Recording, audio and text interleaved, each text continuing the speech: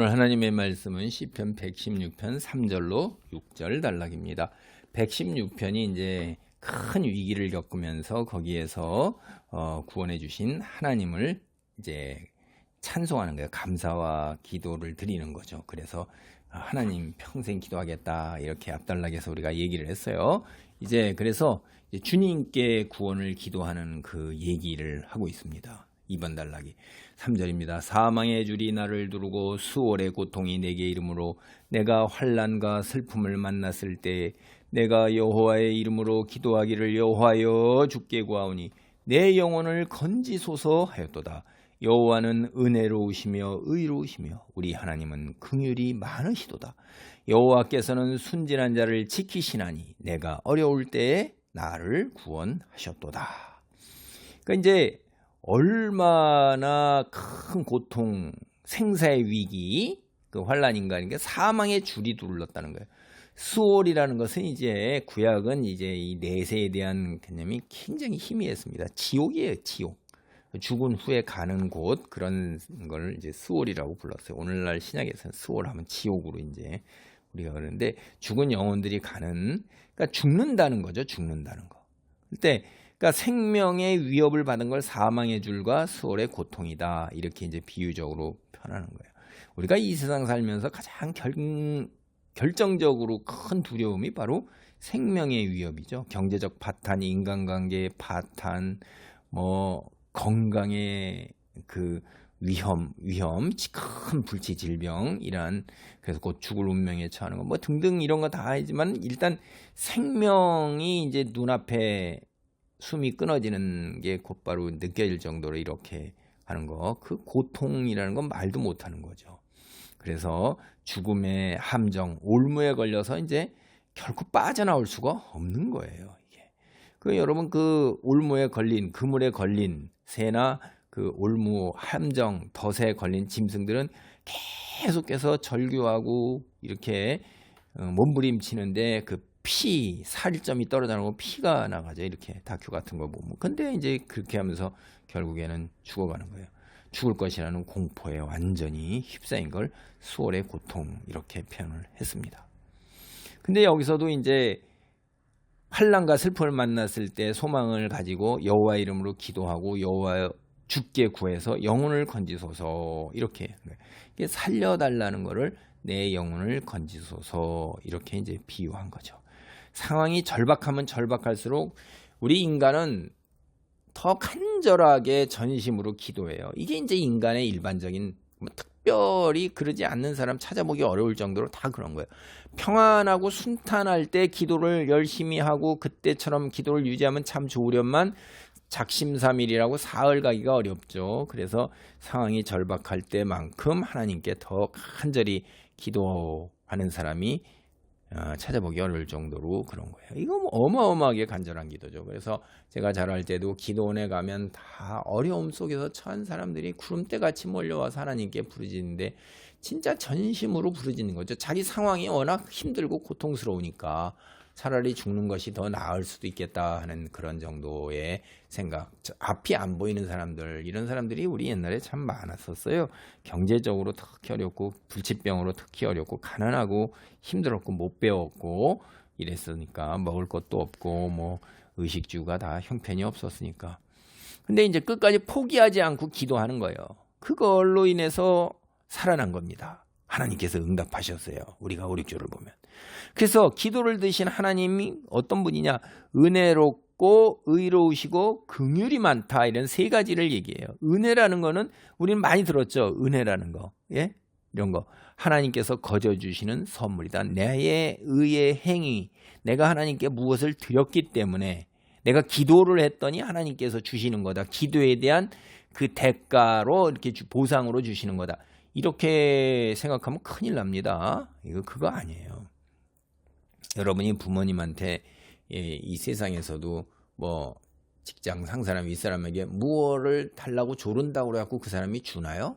내가 졸랐기 때문에 줬다. 그러니까 졸음에 대한 보상이다. 이렇게 생각하는 게 아니죠. 주고 싶은 사람이 주는 거죠, 그냥. 그러니까 하나님의 용서와 백성들을 보존하시는 일, 이게 바로 은혜예요, 은혜. 예? 우리를 죄에서 용서해 주시는 게 하나님께서 용서해 주는 거지. 내가 뭐 죄를 용서해 달라고 회개했다 그래서 그 프로그램에 따라서 저절로 용서가 된다? 그거 아니란 말이에요. 하나님께서 용서를 받아 주시는 거예요. 이 인간관계에서도 용서를 아무리 빌어도 용서 안 받아주면 그만이잖아요. 그 용서 안 받아주는 사람 보고 뭐예요? 내가 잘못했고 실수했는데 그런 거지. 그 사람이 나쁜 건 아니잖아요. 내가 나쁜 거지. 그리고 백성을 그래서 당신의 백성을 남은 자를 이끌어 가신다 이 말이에요. 이게 은혜예요. 하나님의 의는 언약과 약속을 지키시는 일에서 가장 빛이 납니다. 언약 뭐라고 그랬어요? 하나님 말씀에 순종하면 복, 하나님 말씀을 떠나면 저주, 심판. 근데 하나님의 말씀을 지켰는데도 불구하고 하나님께서 지금은 상황이 안 그러니까 내가 그렇게 네게 약속을 못 지키겠네 이러시는 분이 아니라는 거죠. 언제나 일관되게 신실하시단 말이에요. 그게 하나님의 의예요. 그다음에 긍휼은 우리가 얼마나 연약해요. 우리는 흙으로 만들어졌어요. 부서지기 쉬워요. 또 아담과 하와를 보세요. 그 사탄의 그 거짓말 유혹에 그렇게 넘어가는 연약함과 부족함, 우리 한계가 있는 거예요. 그리고 영적인 진리를 다 알지도 못해요. 구원받는 거에 하나님이 계시해 준 거에 쬐끔 아는 거예요. 쬐끔 쥐꼬리만큼, 눈곱만큼 안다 이 말이에요. 그 뭐 조금 더 아는 거 가지고 조금 더 체험한 거 가지고 막 목에다 힘주고 대단한 사람들인 것처럼 막 하는 사람들이 교만한 거하고 그런 자들은 거꾸러질 겁니다. 그렇게 하면은 그 하나님이 그런 걸 더 알게 해주시고 깨닫게 해주신 거에 대해서 어떻게 해야 돼요? 고마워하고 감사하고 이렇게 나가야 되는 거죠. 이게 하나님의 긍휼 때문에 그런 건데 내게 더 긍휼을 베푸셨구나. 나에게 더 긍휼을 나를 더 하나님께서 이해해 주시고 자상하게 대해 주시고 불쌍하게 생각해 주시고 연민을 베푸시고 동정을 베푸시고 배려해 주시고 감사해야 되는 거죠. 그러므로 조금 더 알게 됐다고 그래갖고선 까분다 이 말이에요. 웃기는 게 이게 인간이에요. 그게 인간이 그렇게 연약함하고 한계가 있는 거예요. 그걸 아시는 거예요. 그게 긍휼이에요. 하나님의 속성들 이거 은혜로우시고 의로우시고 긍휼이 많다. 이게 출애굽기 34장 6절로 7절의 일부라고 그래갖고서 이제 소위 뭐라 그러냐면 은혜 공식, 영어로는 The Grace Formula. 그래갖고 은혜 공식이다. 하나님 은혜로우시고 의로우시고 긍휼이 많다. 여기 보면 자비롭고 은혜롭고 노하기를 더디하시며 인자와 진실이 풍성하신 하나님 했을 때 이 세 가지 은혜 공식이에요. 일부죠. 그 은혜 공식을 시편은요 굉장히 많은 곳에서 이제 이런 것들을 끌어다가 인용을 해요. 출애굽기 34장 6절로 7절 이 말씀도 이제 그 중에 하나에서 세 가지를 끌어온 거죠. 그러니까 은혜롭고 의로우시고 긍휼이 많으신 여호와는 순진한 자를 지키셔요. 순진한 자라는 거는 좋은 말은 아니에요. 순진하다는 게 여러분 순진한 사람이야 이럴 때 그게 칭찬인 걸로 생각하면 그건 지혜가 부족한 거고 분별력이 없는 거죠. 어리거나 나이가 어려요. 사회 초년생 이제 공부 시작하는 학생 인생 시작하는 사람들 그래서 지식과 경험이 많지 않아요. 그래서 거짓말에 넘어가고 유혹에 넘어가고 함정에 빠지는 거예요. 그게 순진한 거예요. 그 배울 의지가 있고 남의 말을 분별해서 참 좋은 사람을 만나서 그 사람의 경험과 가르침을 배우면 그건 그게 있으면 되는 거예요. 그러니까 하나님의 말씀을 배울 의지가 있으면 된다. 이거 기본적으로 성경을 하나님 말씀을 배울 의지가 있고 기도할 의지가 있으면 그럼 가르치면 그 가르침을 받아들이면 순진한 자들은 벗어나요. 여기에 오늘 보면 자기가 순진한 자라고 그래요. 그러면 순진한 자가 지식과 경험이 많지 않은 거니까 이게 질병 이런 큰 건강 문제로 인해서 자기가 사망의 줄과 수월의 고통이 이런 게 아니라 이 사회에서의 그 관계 속에서 비루어지는 어떤 것들, 예를 들면 뭐 이렇게 인간관계라든가 혹은 경제적 관계라든가 뭐 이런 사회 계약 관계라든가 사회생활 안에서 오는 그런 게 이제 지식과 경험이 많지 않아서 유혹에 넘어가거나 함정에 빠져서 다 파산할 지경에 생명까지도 죽을 지경에 이렇게 됐던 그가 이제 하나님 구원하심으로 그걸 벗어나게 된 겁니다.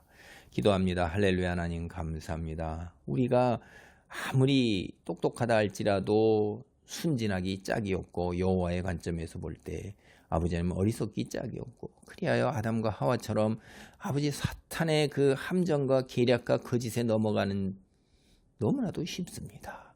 오늘날도 만연한 말씀의 홍수 속에서 정말로 제대로 분별하는 것도 쉽지 않습니다. 늘 아버지 여호와의 이름으로 기도하오니 우리의 영혼을 건지시고 우리에게 은혜와 의와 긍휼을 베푸소서. 주님의 사람으로 거룩함으로 우뚝 서서 아버지 천상을 향하여 인생 여정을 잘 나가도록 도우소서. 나날이 자라나는 신앙이 되게 하시고 거짓을 분별하여 참된 진리 안에 머물도록 권능으로 우리를 덮으소서. 예수님의 이름으로 기도하옵나이다. 아멘.